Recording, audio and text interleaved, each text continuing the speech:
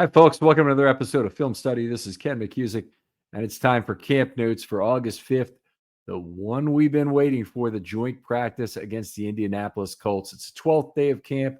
Temperature is approximately 80 degrees, comfortable, overcast, and of course, full pads for this joint practice. Absentees, a few of them, all the normal ones: Emory Jones, Ardarius Washington, Isaiah Likely, who've been out for longer periods. Kyle Hamilton was not at practice day. Some sort of a camp thing, as John Harbaugh put it, oftentimes means a hamstring injury of some degree. So hopefully he'll be back, not probably for the game, but for the practice after the game. So he's got a few days to recover here. Marcus Major still out with a concussion, was not back. And Robert Longerbeam, who now has missed several days in a row.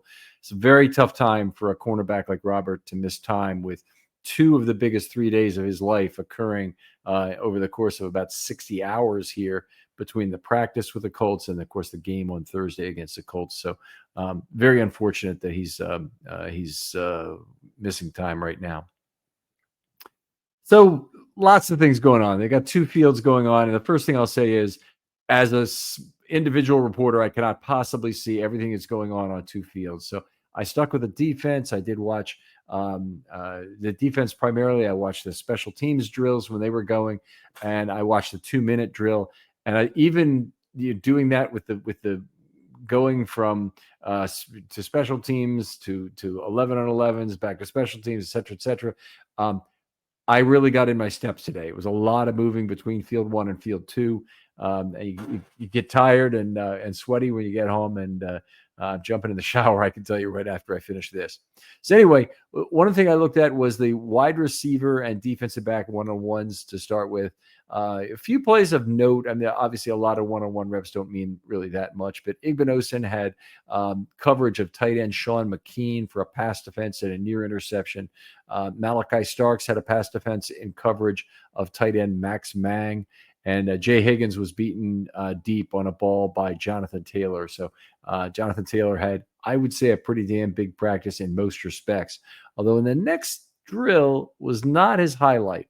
So the one-on-one drills between inside linebackers and running backs, you've heard me talk about these before. These are some of those highly contested battles when they're on the same team of the entire camp. And to describe it briefly, the linebacker, and usually it's an inside linebacker, typically has to rush and beat a running back one-on-one in the drill, and then knock down or hit a practice dummy that's sitting behind him to simulate the quarterback. And if you can do that during a relatively brief period of time, probably about 3 seconds, then he wins the drill. And otherwise the running back, holds up and gets the job done.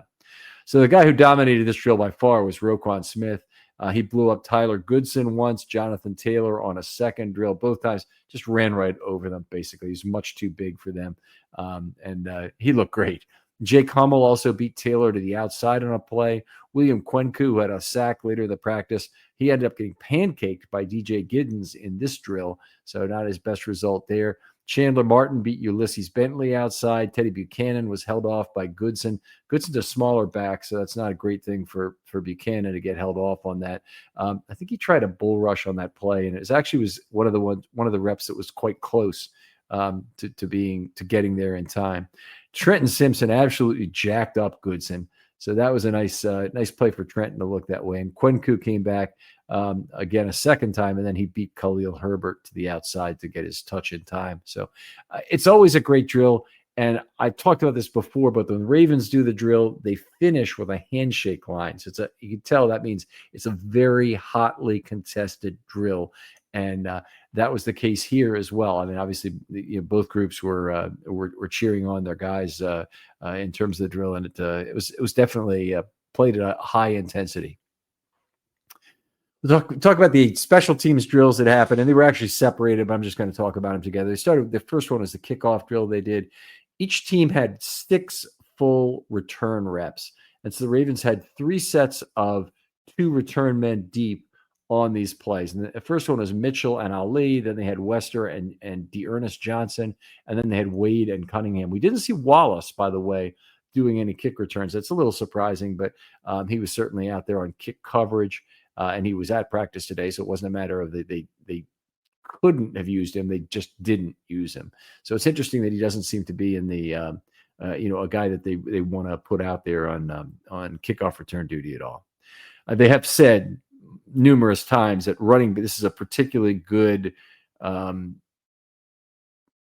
choice for a running back, a particularly good returning is like a zone blocking play. And so the running backs have a good ability to read the field well and then cut back at an appropriate time. And so it's particularly well suited to them. And I think it's clearly Mitchell and Ali have been the Ravens' top return men. Justice Hill could also be a guy who would do it, but I think he would only do it in kind of an emergency because his role as a number 2 back is more significant. It could be Mitchell gets there too, by the way, but he's very good at this particular responsibility.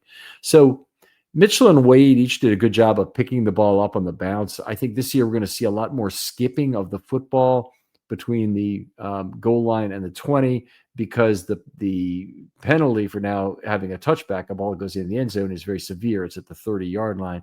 But if you can skip it into the end zone and get it by the return man, then that ends up coming out only to the 20-yard line. Sorry, 35-yard line. If it goes in the end zone, it's the 20-yard line if it skips into the end zone. So I think you're going to see some attempts to do that, perhaps create some fumbles and whatnot. The Ravens didn't get any big returns in the first 5, although they fielded the ball fairly well. What they did do is Cunningham had a nice return on the 6th one where he kind of changed course across the field and made some additional yardage. So that was nice. Now, what wasn't nice was the Colts, who got the second chance to have kickoff returns. Their very first one went right up the right sideline for a touchdown by Anthony Gould. So there was a breakdown of sorts there. John Harbaugh said at the podium later that he wasn't too concerned about the overall result of the play. He's worried about breaking down the pieces and trying to coach up the players who didn't do the job on that play. And so he mentioned the guy on the outside on that play was going to get coached out. He didn't seem to know who that was right at that time. One thing did happen, good for the Ravens in terms of the Colts return, kickoff returns, was that Mike Green had a very hard tackle. I actually thought it was going to result in a fight. I mean, it was really a big knockdown.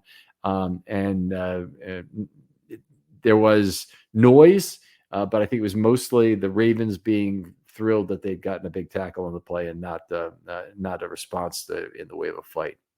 Now, the punt return drill's a different matter in terms of the physicality of it. And John Harbaugh had some interesting things to say about this, but they focused on 2x1 gunner drills. Now, 2x1 gunner drills, basically what I mean by that is there's 2 coverage guys outside on the wide receiver on the punt drill.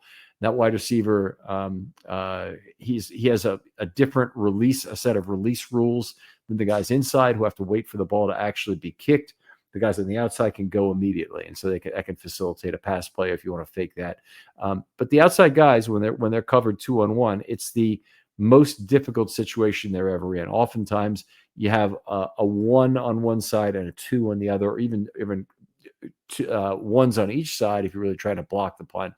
But typically you'll have a 2 and a 1, on the side. But in this case, it was 2x1 on both sides. So the gunners on each side were being challenged to get up the field. Now, what happens when that occurs is that those, if the coverage guys are doing their job, then those gunners get bounced around like a pinball between the two. They get knocked around, and it's a cause for some temperature increase with each of those hits.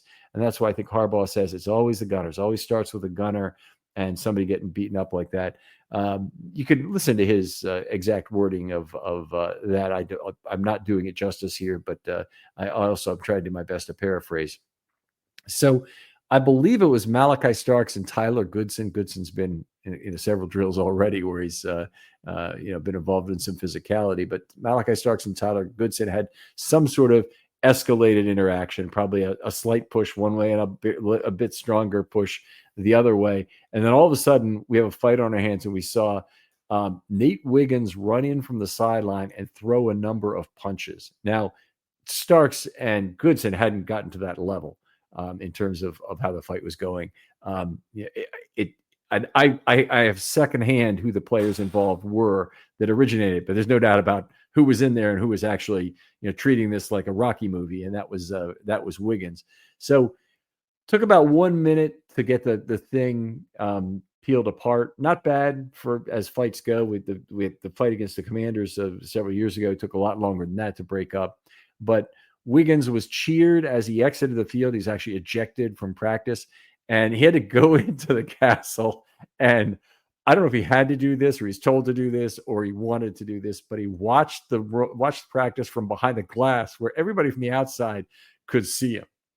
Now, I'm going to bring up a point that I think Catholic schools probably had, maybe all kinds of private elementary schools had, but I went for 1st through 6th grade to Friends School here in Baltimore, and there was a bench that you'd have to go out and sit on if you were bad during class, and you were sent out to the bench. And part of the punishment was you had to go outside and sit there, and the other part of the punishment was everybody else would walk by and give you a funny look.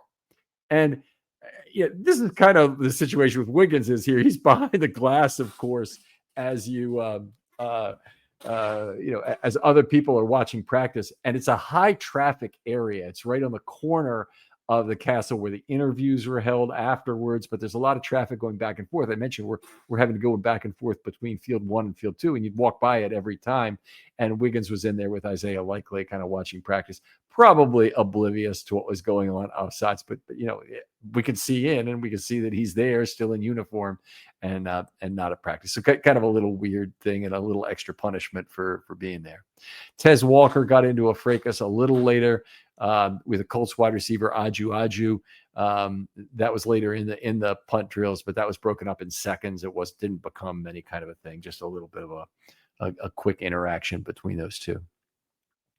I want to talk about field goal drills, and not all these are in order, but I'm just going to try to take care of the special teams first here. The field goal drills, Tyler Loop made all 6 of his kicks today, and it was an escalating distance day. So he made it from 28, 33, 38, 41, 44, and then 55 yards. He did not have to kick in a bonsai field goal drill or a 2-minute drill. The Colts kicker did have to kick there. Spencer Schrader of the Colts missed some kicks in the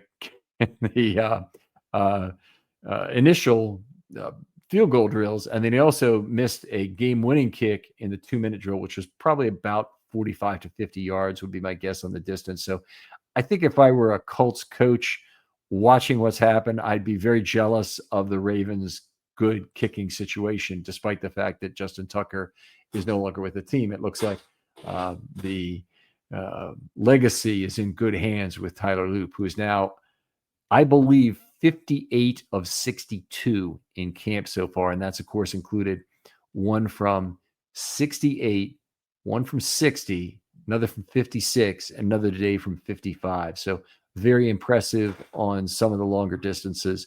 Not too much in the mid-range distances between 44 and 55, but had a lot of shorter kicks as well. So Loop's having a great camp. A lot of people think he's been the best player in Ravens camp so far. I happen to think that's Keaton Mitchell, but Loop has been terrific, and looking forward to him as a Ravens kicker. Ball is coming out very straight off his foot. Nice end-over-end rotation. Almost everybody who's asked a question about him mentions that in one form or another. They'll say he kicks a very straight ball, or they might talk about foot placement in the GoPro cam when they're asked about that and how well he's got that down. But thank Randy Brown, the kicker whisperer that the Ravens have. I think he picked Tyler Loop, was his guy, and the Ravens ended the competition early. They didn't even try and do something where they were trying to pad Hoyland's stats in some ways that might have helped them, get a small trade return for him. Instead, they just said, okay, jobs here's Loop, and Hoyland is back on the market. Would not surprise me, by the way, if Hoyland was kicking somewhere this year, and it wouldn't surprise me that much if it were at Indianapolis, frankly, given what we saw today. So anyway, the field goal drills went well. The 2-minute drills I want to talk about. I was back on field 1 for those because the defense shut down and they just did alternating 2-minute drills to end practice. So the Ravens got their chances. Or Ravens got a chance, and then the Colts got a chance. The Ravens got a chance. The Colts got a chance. Both teams failed in all their chances in both chances. The Ravens had both their drives ended by interceptions, Lamar and Rush, And both of those interceptions happening to be by Hunter Wohler, who's a rookie safety from Wisconsin, kind of a bigger safety. And he made 2 big plays today that are unfortunate and obviously kind of frustrating. The Colts drives were ended, the first on a sack. I believe I got the order correct here. And the second on a missed field goal that I mentioned earlier that Spencer Schrader didn't connect on. Got a number of highlights to report on from 11 on 11 and 7 on 7. The speed at which I had to write things down today is going to mean I can't read all my handwriting, so bear with me here if I'm a little slow in doing some of these. I'm going to take a quick drink of water before I get started because this is the kind of thing that will tire you out in terms of the talking.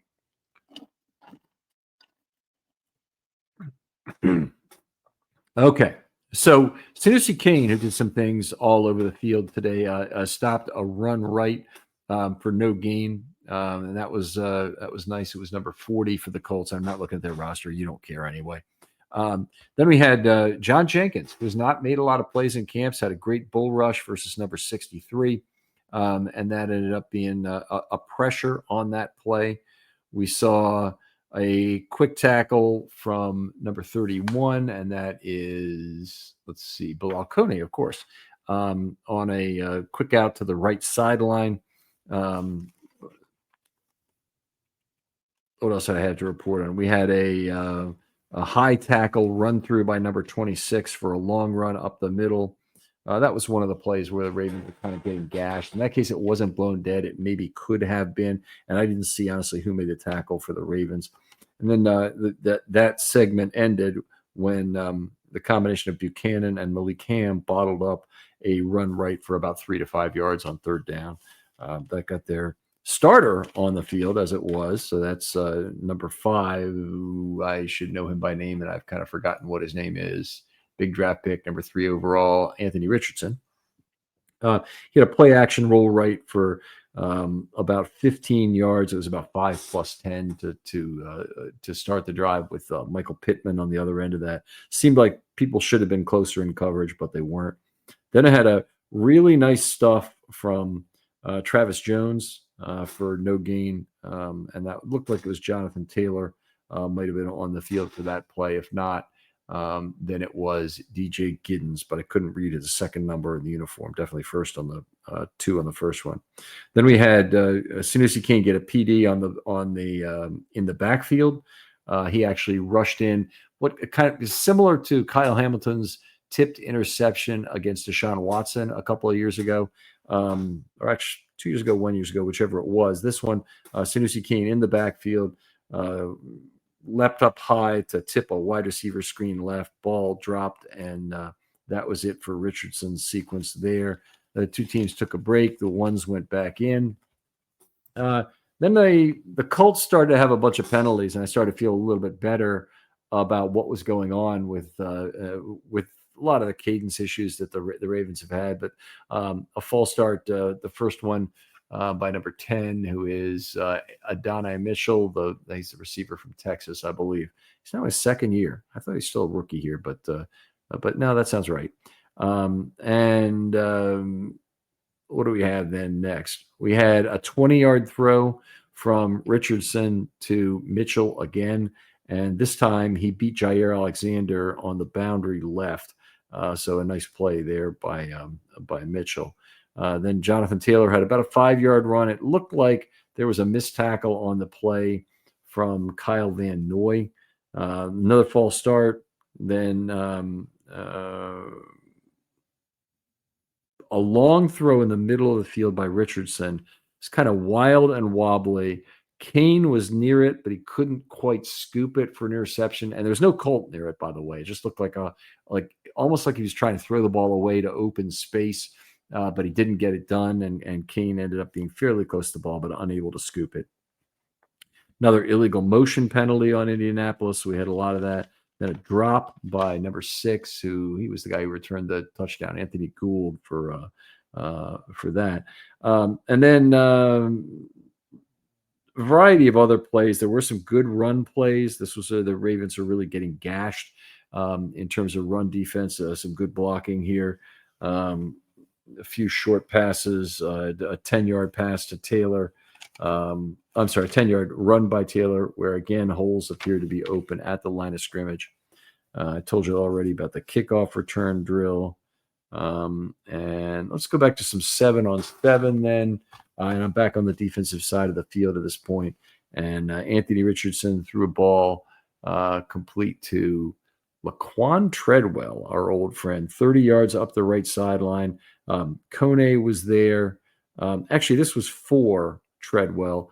Kone was there. You ever have one of those days where everything's off? Well, Mood can help with that. And let me tell you about Mood. It's the online cannabis brand that is changing the way we handle everything, from stress to sleepless nights, with functional gummies that are 100% federally legal cannabis. Mood launched to make cannabis affordable, accessible, and transparent, while at the same time supporting American farmers growing premium hemp on small pesticide-free farms. Their gummies are next level. Seriously, I've tried a few, and each one feels totally different. The Sleepy Time gummies, out like a light, immediately asleep. The Epic Euphoria, it's perfect when you just need a reset to feel good again. What makes them unique? Mood combines THC with herbs and adaptogens, so you get real targeted effects. You're not going to find this in your typical dispensary. And here's the best part. Mood ships discreetly to most states, offers a 100-day satisfaction guarantee, and right now you get 20% off your first order with the promo code RAVEN. Just head to mood.com. Find your perfect gummy and use the code RAVENS at checkout to save 20%. And so was Igbinosin. I could not tell who actually knocked down the pass, but it was one of those two. And either one, good thing. Again, those guys making the best of a big day in their lives. And then it looked like the backup quarterback for the Colts, who's Daniel Jones, was really focused on throwing the ball to number 1, Josh Downs, who had a big practice today. But threw him a 15-yard pass in front of Humphrey, threw him a 5-yard pass by the left sideline. Looked like a quick tackle was made there. This was before Wiggins had left practice, and he made that tackle. And then a throw about 15 yards over the middle to Downs between Humphrey and Kane. That honestly was a pretty good set of plays there by Josh Downs. We're back to a red zone drill after that, and we still have Daniel Jones in there. Nice play by Travis Jones again to tackle number 31. Let me go back to who that is. DJ Giddens, maybe. No, Tyler Goodson for about a 3-yard gain. Then a pass to Pittman, who was held up by Humphrey for about a 3-yard gain. Remember, they're in the red zone, so they're fighting for every yard here. So I'm going a little more exact on the yardage there. Then a run right where Simpson beat the right tackle to make a tackle and end that drive on downs. So a nice job there. And what else do I have to say about this?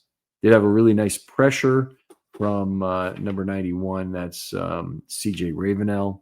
Who got in the backfield. And the ball was still thrown out there for 15 yards, but under normal circumstances where they could hit the quarterback, ball might not have gotten off at all, or he would at least have had to move to throw it and maybe been less accurate. We saw Humphrey in the backfield mirroring Daniel Jones well, which eventually forced an out-of-bounds throw to the right sideline. Then we saw 99 Owe tackle the running back for no gain. So some nice plays made by the defense. Seems to get their head together in terms of what's going on with the run defense, at least after that. I talked about the punt return drills. Getting back to 7-on-7, Sanusi Kane had another PD. This came against 84, who's a tight end. That is Tyler Warren. He's the rookie out of Penn State. That's very, very highly thought of. I thought, by the way, he caught a number of balls today that looked pretty good doing it. But one of the top tight ends of this draft. And Richardson had another throw to Pittman for 10+10. Looked like a touchdown, and a combination of Roquan Smith and JAD were beaten in coverage on that one. Not ideal, but it is what it is. Then another pass defense, this one by Kone again, as Jones threw for Number 10, go to that one more time. Jones threw for Mitchell, and it was knocked down by Kone by the right sideline. We had a defensive holding flag thrown on Marquise Robinson that set the team up with a chance to score a touchdown again. Then we had a pass defense by Ruben Lowry. This was from Jones, and it was thrown for, I'll get this guy right, number 85, Drew Ogletree, the tight end. He's a massive tight end out of Youngstown State who's been around for about 4 years, but he's about 260 pounds. All right. And then another touchdown from Richardson to Warren. This was about 10 yards in the right corner of the end zone. On this play, Sanusi Kane, who I thought had a pretty good day overall, fell down in coverage. It looked like he was right in the lane to make a play on the ball if he hadn't have fallen down. So that was unfortunate, to say the least. And then another ball was thrown to the back of the end zone, about 15 yards between the hashes, and it looked like TJ Tampa knocked that ball down for an incomplete. All right, got more 11 on 11 here. Pick out some Ravens highlights. Kwenku had a nice tackle on a run left. Brent Urban I think he beat the right tackle, but honestly, I focused on him late, and he might have beaten the right guard outside for a sack on Richardson. So that actually the play was blown dead. Then we saw John Jenkins make his second good play of camp, bottling up number 21, the running back number 21 for no gain. That's DJ Giddens again. I should know these numbers by heart now, but I don't. Maybe on Thursday I will. Then we had a nice run middle by Taylor again, and this is just another a fairly long line of gash run plays that occurred to the Ravens over the time. Then they had another play went for a decent yardage, and there was a missed tackle by both Kane and Van Noy in the backfield, and by Kane in the backfield, by Van Noy more like at the line of scrimmage on a run right, and unfortunate to see that in cap. Now the running backs do keep going, but no official had blown that play dead, so that was one where I think they feel like they didn't have a good grip on him. So Tyler Warren again run for about 15 yards after the catch on a little swing pass to the left. And then we're into the 2-minute drill at this point. Lamar's was fairly uneventful. He did try and hit Zay Flowers on a couple of plays. The first one was thrown high, 10 yards by the right sideline, and then he was also incomplete about 20 yards by the left sideline. Finally threw an interception, as I mentioned earlier, to end his segment. Then we got a chance for Daniel Jones to come on the field. He threw a short pass, and then had a play to Josh Downs, which went for about 20 yards. Another play to Downs where he beat Humphrey for about 15 yards. And then finally we had Simpson bottle up Taylor for no gain on a run middle, which set up the field goal attempt. Still fairly long distance here, and Schrader missed it wide left, so they failed in their attempt too with their with one of their two opportunities. Then the twos came on the field for each side. The twos came on the field for the Ravens, I should say. Cooper Rush was stripped of one ball, recovered the fumble in the backfield, which was fortunate. And then he threw an interception, which was a pass that was tipped up in the air. I did not see who initially tipped the ball. It was an Indianapolis player, and the ball was collected by Hunter Wohler for an interception. So, again, unfortunate that happened, but it is what it is. And that ended the Ravens' second drive. The Indianapolis then got another chance. A few short plays were involved. Then we had a sack. It looked like a kind of a jailbreak sack, but Mike Green was really pumped up after the play, so he may have felt like his pressure was contributory to the sack, or that he even should have been credited with it. And then we had him dip past for the initial pressure, at least, on Richardson, where he was forced to throw the ball 20 yards out of bounds on the left sideline.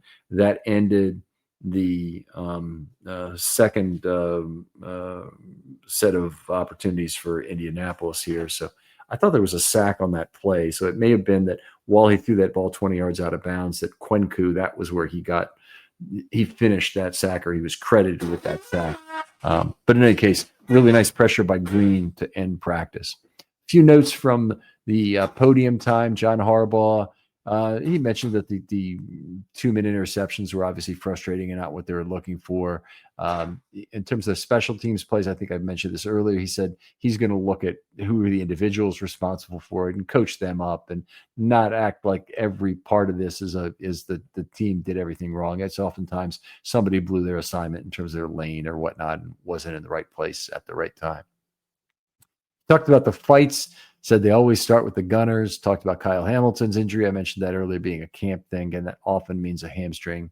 And he's got a few days to recover here since he won't play in the opener anyway. Charlie Kolar, apparently on the offensive field, and I wasn't watching it, had a big day, including a number of catches. He mentioned how Kolar has developed as a blocker at the NFL level after throwing roughly 0 blocks in his career at Iowa State. Which is not too far from true. If you watched tape of Charlie Kolar from that time, he's a more of a slippery is probably the wrong word, a positional sit-down tight end, and they ran that offense like he was Wilt Chamberlain in the post. I mean, every ball came to him pretty much in his time at Iowa State. It's got to be a very big change for him coming to the NFL and just being asked to do a completely different thing, where a couple of tight ends are way ahead of him in terms of the pecking order for receptions. But he's been part of a very productive group, and he'll probably have a bigger role now to start the season with likely out. Harbaugh praised Mike Green for the late pressures. He also praised William Kwenku for the drive-ending sack. He said Lamar and Derrick Henry will not play versus the Colts. There's a whole lot more players that won't play versus the Colts than that. But he said that's the way it's going to be for this game. Well, we know they're not playing in the third game.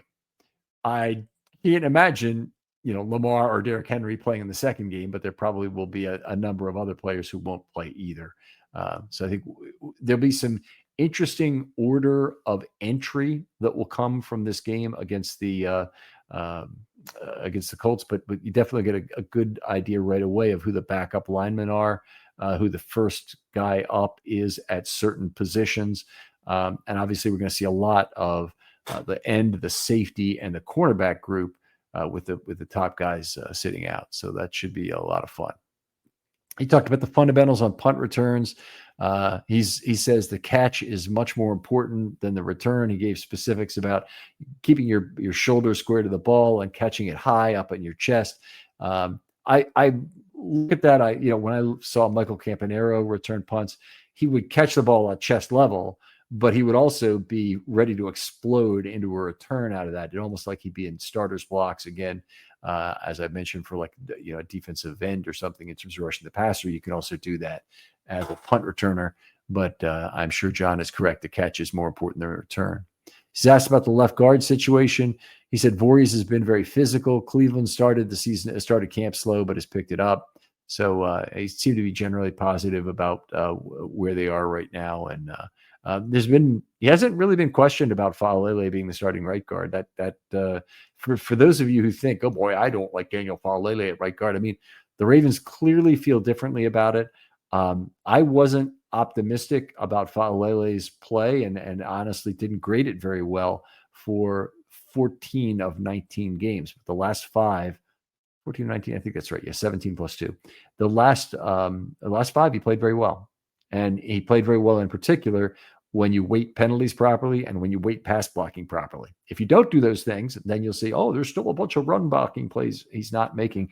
And that's always going to be true of Daniel Faalele. That's who he is as a lumbering 360-pound offensive lineman, but he's still very valuable in pass protection and could do some good things for you in terms of winning without having to draw penalties. Lamar Jackson was the next at the podium. He said this preseason game, and he was kind of coached into this answer, I think, this practice felt more like a preseason game because he doesn't get to play in these. in those.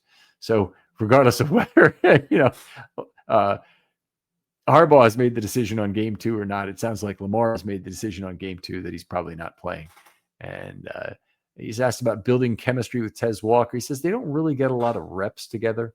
And if you think about back to Lamar's 2018 first year, one of the things that really built a relationship that has lasted now for 8 seasons since now, is his relationship with Mark Andrews. Was really built on the fact that Andrews is the number 2 tight end in practice, and the number 1 tight end was Hayden Hurst. And that obviously didn't end up being the way it ended up. And Lamar Jackson had the connection with Andrews is held up to this day. He expressed how happy he was to have Jair back. He said, "That's my brother," and how he's kind of used to him getting picked off from him by him from college. The next thing is going to come up about Jair I want to talk about was on the Nnamdi Madubuike interview. But let's talk Derrick Henry real quickly. Derrick Henry does not answer questions in a lot of particularly quotable detail. So I'll say that he talks in kind of a low voice. He seems to be entirely focused on football and the moment. So if you ask him about last season, he really doesn't want to talk about it, which for a guy who had as good a season as he did is kind of remarkable. But he did talk a little bit about Keaton Mitchell. He said he's put in a lot of work to get back, and he obviously wants it very badly. I think that's apparent to everyone who's been at camp. Is Keaton Mitchell really looks like the best athlete on the field that the Ravens have. I mean, Zay Flowers you could point to, but Keaton Mitchell just looks fast, able to cut on a dime, transitions from catch to run exceptionally well. I just see him as a huge part of the offense this year, and not just somebody who's in there for a couple of touches per game, but somebody they use much more frequently. Nnamdi Madubuike was the last guy at the podium. He talked about some of the patience that Jonathan Taylor had shown in his ability to break through in some of the early 11 on 11. And he's absolutely right. And the Ravens are having a lot of trouble containing Taylor and other running backs for that matter. He said Taylor's very patient. He kind of waits for you to make a mistake, and you really need to be good in terms of gap integrity to make sure you bottle him up. So he had more to say about it than that, but I thought very self-effacing from a player like Madubuike to realize, what's going on there and how it needs to be better. And, it's great when the players can diagnose things well right on field and know what went wrong themselves rather than just kind of backfill for what they've done and act like everything's fine or, hey, we're going to look at the film and figure it out. He already knows. He already knows what went wrong. And that's, I think, a good thing. It was at that moment, a question came from the crowd about an autograph that Nnamdi had apparently received at the stadium practice from Jair Alexander. And I look over, and of course, it's Jair Alexander asking the question. And somehow he's snuck in between two cameras who probably have, not a great view of the action at that point. But Beeks was at the podium. He just could not stop laughing there for about a minute. He had to kind of go down to his knees and squat down to his knees anyway, and laugh at this before he could get up. And then he came up with some answer about how he'd kept the autograph in his locker and saved it. He took a while for him to recompose himself, but then he answered questions. He thought that Brent Urban brought a lot of energy to the defensive line room, and he had praise for Mike Green and Aeneas Peebles. A little different in each case. Talked about Green being very twitchy and fast and high energy player. Talked about Aeneas Peebles, and the person who asked the question was trying to find the similarities between Nnamdi and Aeneas Peebles, and Nnamdi's like, we're different players. And I thought that was a little interesting. He is a player that I would have thought Peebles' kind of quickness and already kind of significant bag of tricks that he has in terms of the pass rush would be something that Nnamdi would gravitate to and try and maybe coach up. So it's a good thing. He says Peebles asks a lot of questions in the meeting rooms, and he's a good teammate. So anyway, that's it for practice notes today. Thanks for listening again. If you're out there at practice, congratulations today. Those tickets are very hard to get. I was on there right at the time where the PSL holders could claim some, and I wasn't able to get them. So I thought I would give away maybe a couple on the show if I had a pass for one car or something, that somebody would want it and get it in the hands of a listener. But that didn't happen. If you want to ask questions about what's going on at camp, please do so. Use hashtag Film Study Mailbag. I'll find them and I'll be able to go there. You can also, if you want me to look for something specific, make sure if you're watching on YouTube, you like and subscribe, or you like and subscribe on your podcast app. There's still a fair number of you that have not subscribed who are listening now. You probably want to get that done. Even you don't have to listen to it every time. I'm not going to beg you to do that, but it's great content, and the nature of the content changes pretty dramatically once the season begins with much more technical content, because at that point I have the ability to rewatch the tape and look at it multiple times as necessary to do the things I do: score offensive line play, and look at the defense in a lot of very specific ways, including the pass rush and who's on the field for every play and whatnot. We'll have our first article of the season. Will be up on Friday after the Colts game, probably later afternoon. These take a long time to write, but it'll cover every single Raven defender who has a fringe role on the roster right now. So I'm trying to get you whatever information you are. Oftentimes, if you know the family of a player who may be at the back end of the roster, this is the best place to get information on these, with all due humility. And I end up getting a lot of communications from family members, from players, and I've always appreciated those over the years. And I won't change ratings for it, but I do appreciate the interactions. Anyway, thanks again for listening, and we'll talk to you next time on Film Study.